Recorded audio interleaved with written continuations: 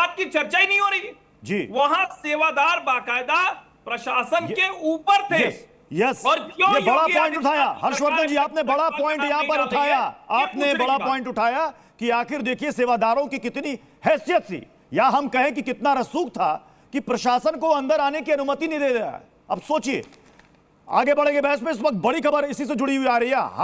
हाथरस हादसे की जांच कर रही है एसआईटी ने बाबा साकार के एक करीबी को गिरफ्तार किया है। एसआईटी ने यूपी के शिकोहाबाद से बाबा के इस करीबी को पकड़ा है।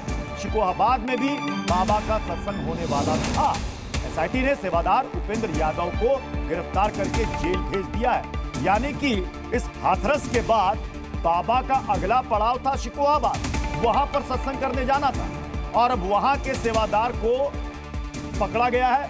कहा जा रहा है कि ये बाबा का करीबी है।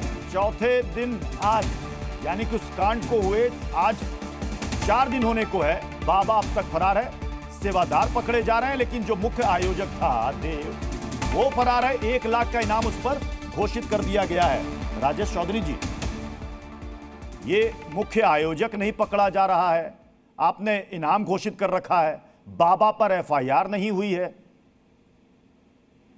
देखिए, पूरे घटनाक्रम की एफआईआर दर्ज हुई और 6 लोगों को गिरफ्तार किया गया है। जांच जारी है। जांच एजेंसियों का काम हम नहीं कर सकते। हम चर्चा जरूर कर सकते हैं कि क्या होना चाहिए, क्या नहीं होना चाहिए। 6 लोग रात को गिरफ्तार हुए, अभी आप सूचना दे रहे हैं कि एक और गिरफ्तार हो गए शिकोहाबाद से, और आने वाले समय में कोई नहीं बचेगा। कानून का शिकंजा हर किसी की गर्दन को पकड़ने वाला है, चाहे वो बाबा हो, चाहे कोई दूसरा व्यक्ति हो। इसमें कोई बहुत कोताही सरकार छोड़ने वाली नहीं है। और जहां तक बाबाओं का प्रश्न है, बाबा तो भोले वाले लोगों को बहकाते इस तरह के बाबा, जो वीडियो नहीं बनाने देंगे, ये नहीं करने देंगे, प्रशासन को अंदर नहीं आने देंगे। ये सब लोग अंधविश्वास के नाम पर ये करते हैं। सरकार आपकी है, प्रशासन आपका है, कैसे नेता जाते हैं। राजेश जी, सरकार आपकी, प्रशासन आपका, क्या आपके प्रशासन से ज्यादा एक बाबा की चलती है? क्या आपके प्रशासन से ज्यादा, आपकी पुलिस से ज्यादा क्या एक बाबा की चलती है, बाबा के प्राइवेट आर्मी की चलती है? इस प्रदेश के पूर्व मुख्यमंत्री अखिलेश यादव जी उसको किस रूप में देख रहे हैं, देखा ना आपने, भगवान बताने की कोशिश हो रही है। जब ऐसे लोग इस तरह के लोगों को बढ़ावा देंगे तो जनता बेचारी भोले भाली आकर के फंस जाती है उसमें। और सरकार की जो जिम्मेदारी है पूरी तरह से सरकार निभा रही है। 4-4 लाख मुआवजा दिया गया है। नहीं, आप कह रहे नहीं, आपने अखिलेश यादव समाजवादी पार्टी का नाम लिया। एक सेकंड राजेश जी, कौन किसको बढ़ावा दे रहा है, क्लियर कीजिए। टू दी पॉइंट शो का नाम है, टू दी पॉइंट बात रखिए। कौन किसको बढ़ावा दे रहा है ये बताइए ना। हम तो कभी बढ़ावा दे नहीं रहे इन सब अंधविश्वासों को। जो जाएगा वही ना बढ़ावा देगा। उसी जिसको वोट चाहिए बाबा के समर्थकों का, वही किसको वोट चाहिए? राजकुमार भाटी जी हंस रहे हैं। मैं आ रहा हूं, किशोर जी आपके पास आ रहा हूं, अंशु जी आपके पास भी आ रहा हूं। राजकुमार भाटी जी हंस रहे हैं। कोई चाहिए? राजकुमार भाटी जी के नेता यादव जी वहां जाते हैं उनके सत्संगों में। राजकुमार भाटी जी, अब ये देखिए, इन्हीं को चाहिए। हो गई सियासत शुरू, मतलब वोट बैंक के लिए ये सब कुछ हो रहा है क्या? नहीं प्रत्युष जी, सियासत तो होनी चाहिए, सियासत कोई ख़राब चीज़ नहीं है, लेकिन घटिया सियासत नहीं होनी चाहिए। ये बहुत ही घटिया सियासत है कि अगर देखिए, राजनीतिक लोग सब तरह के कार्यक्रमों में जाते हैं। मुस्लिम भाइयों की मजलिस होती है, वहाँ भी जाते हैं। सरदारों के शरबत खालसा होते हैं, वहाँ भी जाते हैं। हिंदुओं के सत्संग होते हैं, वहाँ भी जाते हैं। तो इसका मतलब ये थोड़ी सत्संग में कोई चला गया तो वो भी दोषी हो गया। आपके तो बड़े बड़े नेता जो जेल में पड़े हैं रेप और हत्या के आरोप में, महाराज, उनके बराबर में खड़े होकर उनकी प्रशंसा और उन्हें भगवान बता के आपके मोदी जी, आडवाणी जी, योगी आदित्यनाथ जी, तमाम लोगों के वीडियो हैं, तमाम के फोटो हैं, सब। तो ये आरोप प्रत्यारोप, ये घटिया राजनीति है। मैं तो नहीं कह रहा कि भारतीय जनता पार्टी पाखंड को बढ़ावा देती है, अंधविश्वास को बढ़ावा देती है। आपका तो टोटल राजनीतिक कैरियर ही इस पर टिका हुआ है। धर्मांधता को बढ़ाना, धार्मिक अंधविश्वास को बढ़ाना, पाखंड को बढ़ाना, बाबाओं को, नए नए बाबाओं को बाजार में उतारना, जनता पार्टी विश्व हिंदू परिषद का मुख्य एजेंडा है। लेकिन हम ऐसे समय लेके आ रहे, हमारे ऊपर आरोप लगा रहे हो जो समाज। इसका जवाब दीजिएगा राजेश जी, राजेश जी इसका जवाब दीजिएगा। वीडियो ब्रेक हो रहा है, राजकुमार भाटी जी इसको मैं ठीक करवाता हूं। लेकिन इससे पहले इसी सियासत पर कि कौन किसको बढ़ावा दे रहा है, कुछ राजनीतिक बयान भी आपको सुना देते हैं। इस प्रकार के दुखद और दर्दनाक घटनाओं में भी वे राजनीति ढूंढते हैं और ऐसे लोगों की एक फितरत है कि चोरी भी और सीना चोरी भी। यह हर व्यक्ति जानता है कि सज्जन के फोटो किसके साथ में है, उनके राजनीतिक संबंध किनके साथ जुड़े हुए हैं। तो स्वाभाविक रूप से आप लोगों ने इस बात को देखा होगा कि पिछले दिनों रैलियों के दौरान इस प्रकार की भगदड़ कहां मचती थी और कौन इसके पीछे थे। ये कार्यक्रम कोई पहली बार नहीं हो रहा था। इस तरह के कार्यक्रम समय समय पर उत्तर प्रदेश में जगह जगह पर होते हैं।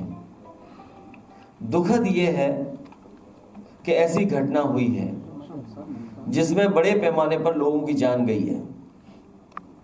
ये पूरी तरीके से जिम्मेदारी प्रशासन और सरकार की रही। राजेश चौधरी जी, कौन किसके साथ तस्वीर खिंचा रहा है, कौन सत्संग में जा रहा है? अखिलेश यादव ने कहा कि यह बहस का विषय नहीं है। देखिए, एक घटना आपने रामप्रक्ष यादव की याद दिलाई, जवाहर बाग की। जवाहर बाग पर जिस तरह से कब्जा किया गया था, 500 करोड़ की प्रॉपर्टी को हथियाने का काम किया, वो सपा के इन्हीं परिवार के संरक्षण में हुआ। दूसरा और बताऊंगा, बाबा जय गुरुदेव एक मथुरा में होते थे, अब तो उनका देह शांत हो गया। 400 एकड़ जमीन पर कब्जा किया हुआ है और कितनी बार वहां पे मुलायम सिंह जी आए, अखिलेश यादव जी आए, राम गोपाल जी आए, शिवपाल यादव जी आए और पूरा वो राम सेवक यादव एक हैं, उन्हीं के गांव के बगल के, उन्होंने उसमें पूरा 400 एकड़ पे कब्जा कर लिया, बाबा का आश्रम कब्जा लिया है।